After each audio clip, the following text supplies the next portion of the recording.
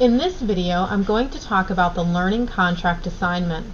Shown here is the Learning Contract template. However, I would suggest pulling up a copy of your full assignment guidelines to follow along and take notes.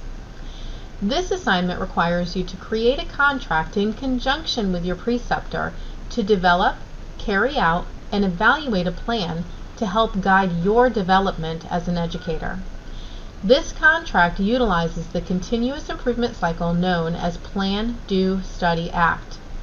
You will develop a separate learning contract for each of your 2 practicum sessions, outlining your educational needs in relation to the session's major tasks and mapping out how you will spend your practicum hours. First, you will fill in your plan column by creating at least 3 new objectives focused on your educational needs. Using SMART criteria for your objectives, they must be specific, measurable, acceptable, realistic, and time-bound. These objectives are focused on you and your developmental needs. What do you as an educator need to learn or develop to create this educational innovation? This educational innovation asks you to pull on all of the things that you've learned throughout the MSN-NE program.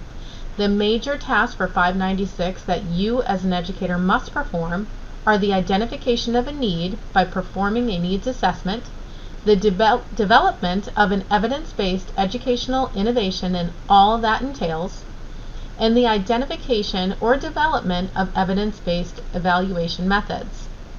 For 597, your major tasks include the implementation of your educational innovations, the evaluation and data analysis of your educational innovations, and the development of a continuous improvement plan.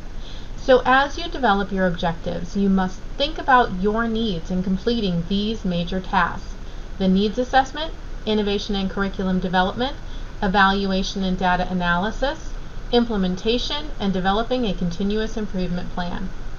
Then you will identify the nurse educator competency that is associated with this learning objective. We accept many nurse educator competencies as we understand the diverse roles nurse educators serve. A few examples commonly used are the National League of Nurses and the World Health Organization's nurse educator competencies. Then, you will fill in your do column with the activities you plan to do to help you achieve your objectives. This is where you are applying your practicum hours. What and how many hours you allocate to each activity is up to you.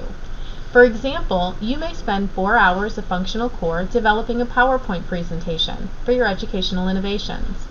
You may spend 2 functional hours conducting telephone interviews for your needs assessment, or 1 hour direct core attending a webinar focused on your topic. The Plan Do portion of this assignment is due early in the sessions so that you can have time to carry out the activities and practicum hours. The final portion of the assignment is the Study Act, which is due closer to the end of the sessions and will reflect your progression and next steps. Your study column is a full reflection of all the activities that you have planned to meet your objective, focused on your experiences and not the activity itself. What did you learn from it? Be specific. Was it worthwhile? Lastly, you will complete the ACT column. This is where you evaluate your achievement of the objectives. Did you meet it or not? Remember, the objective itself is just a small portion of the overall nurse educator competency. Discuss your achievements in mastering the competency itself. Do you feel like you've mastered this competency, or could you use some further development? Further explanation and examples are provided in the assignment guidelines. Remember, this is the blueprint of your learning needs and how you plan to spend your practicum hours, so make sure to utilize your resources, your preceptors, and your faculty to create a comprehensive learning contract.